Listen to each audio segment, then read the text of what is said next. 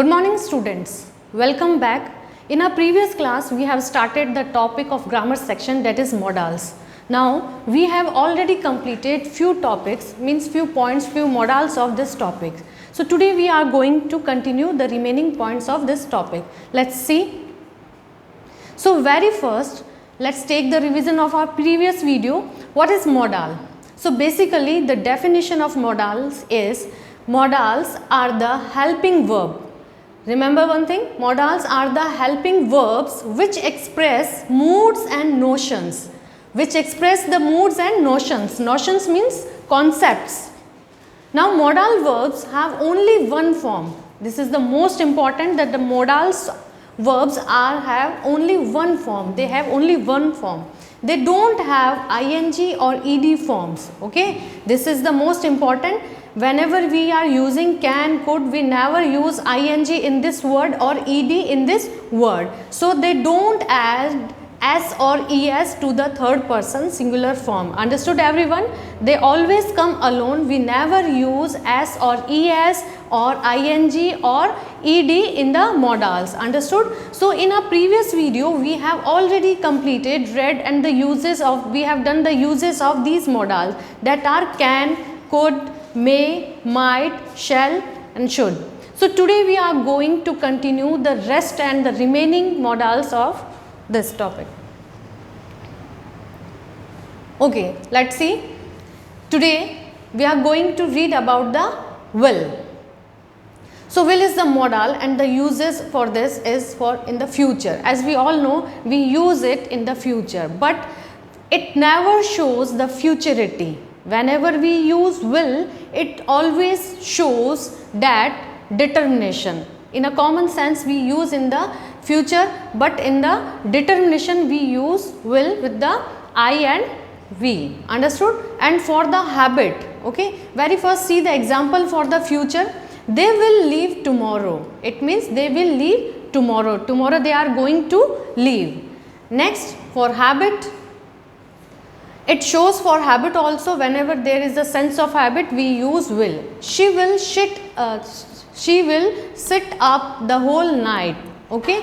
Now for the request, will you please show me the way? It means you are making a request. Will you please show me the way? Okay. And now in the sense of order.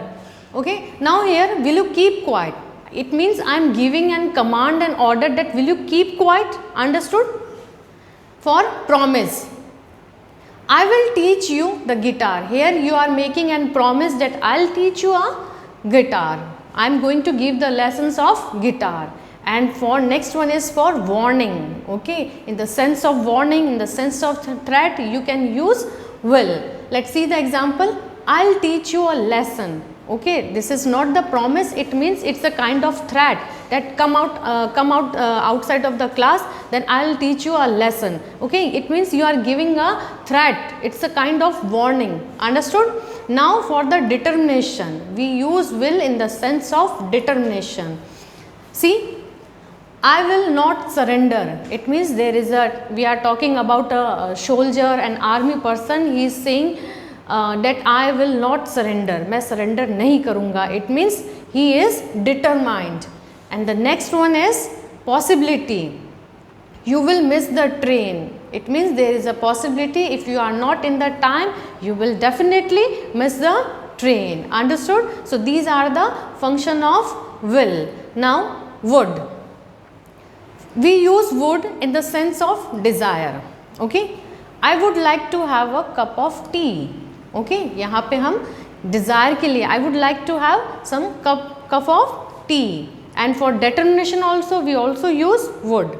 Nobody would agree with you. It means it shows the kind of determination.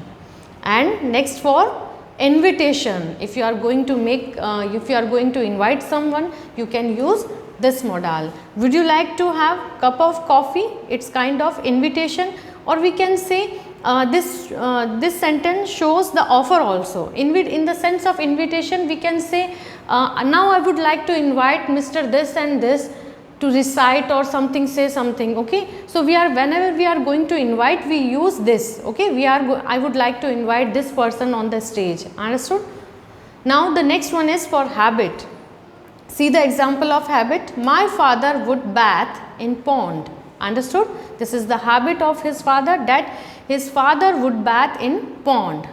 And for the request, in the sense of request, would you help me with this work? Okay, now यहाँ पे किसका sense है? In the request. Now would shows the request, but we have already read about the can and could. Okay, can is, we use can for request and could for polite request. Polite request. Now here we are using would in the sense of more polite. More polite. Understood? It shows the more polite sense. So, would you help me with this work? Means अगर आपको किसी से बात करनी है, if you are very polite, in a very polite manner, then you use this modal. Understood? And the next one is for wish. I wish they would stop teasing me.